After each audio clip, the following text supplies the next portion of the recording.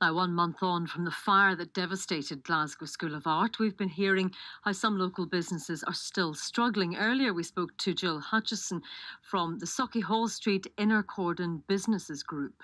Nobody had any warning of this. It's a disaster and people didn't plan for it. There was a summer ahead of us. People were expecting to be trading through that time, and very, very few of the businesses are large businesses.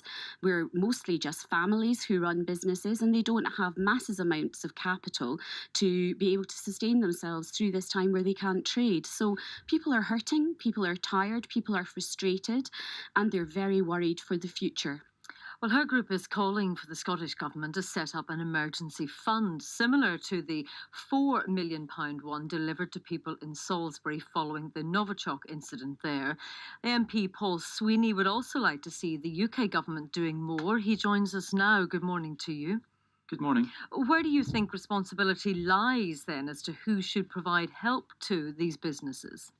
Well, I think it needs to be a massive joint effort between the City Council, the Scottish Government and the UK Government at all levels to pull together, apply some grip and some pace to this disaster that's happened to Glasgow, and make sure that these businesses which are on the brink of collapse, these employers and residents that have been affected and displaced, are immediately and urgently assisted. I've been involved with this for a number of months. As you may remember, there was a massive fire 3 months ago which affected the Pavilion Theatre, and which has its rehearsal studios and its main office spaces in my constituency.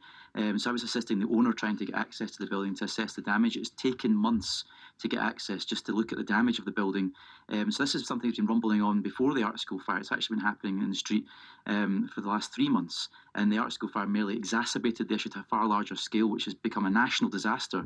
So at this point, I think after weeks of now waiting for a response, a vigorous response from the City Council and Scottish Government, which simply hasn't been forthcoming, I have decided to escalate this to the Secretary of State and say the UK Government really needs to get in here as well and apply immediate and urgent assistance. I think a revenue relief fund Who is have you needed. been dealing with up until this point? Has it been Glasgow City Council or the Scottish Government?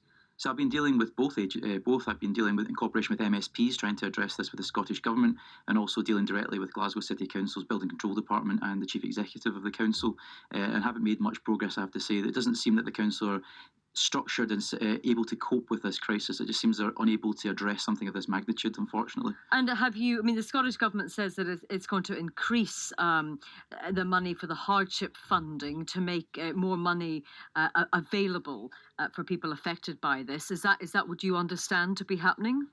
Well, I understand that's happening, but it's nowhere near the scale of assistance that is required given the enormity of this disaster. There's dozens of businesses that have already told staff that there's no job to come back to, that they're a week away from closure, and this will affect the street for a generation if we don't get this right now, because they've been starved of any sort of revenue.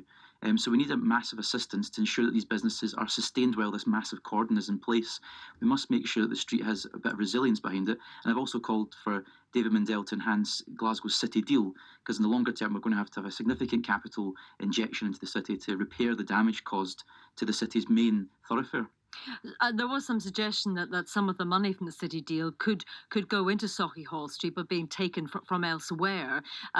Do you think that is adequate, or do you want to see additional money coming from the UK government? No, I think given the enormity of the scale of this crisis, we need additional funding. I think it's unfair that there'd be a detriment to the city as a result of a crisis of this scale. We've seen in other examples, such as in Manchester after 1996, that this was a harbinger of a renaissance for the city centre, and I think Glasgow has to approach this with the same boldness and imagination when it comes to resolving this disaster.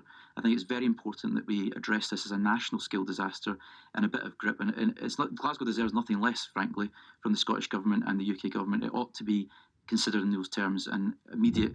I would say the Scottish Government should apply a minister with a special portfolio to address this crisis. But it's difficult, isn't it? Because there's really no clear, information as yet as to when the building will be made safe, and that would obviously be the priority for the council and for everyone involved in this. So, isn't it hard, really, to create a timescale at this stage?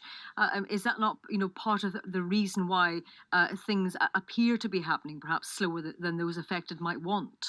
Yeah, I agree. It's unfortunate given the complexity of the damage caused to the art school and its international significance. So it's obviously going to take time to resolve that. What I'm saying is, in the meantime, the council could take immediate action to provide long-term or certainly ongoing accommodation facilities for people without having to check in and out of hotels every day, living in limbo constantly. They could provide some assistance, try and get in, at least retrieve some of the critical, possessions that people have left in the cordon. Also, in terms of businesses, they should be not just provided with rates relief, but I'm talking about revenue relief to make sure that the businesses will be provided with a complete peace of mind that they will be sustained by a government fund until such a time as the cordon's lifted and they can re-establish their business. Well, thank you very much for speaking to us this morning. That's the MP Paul Sweeney there.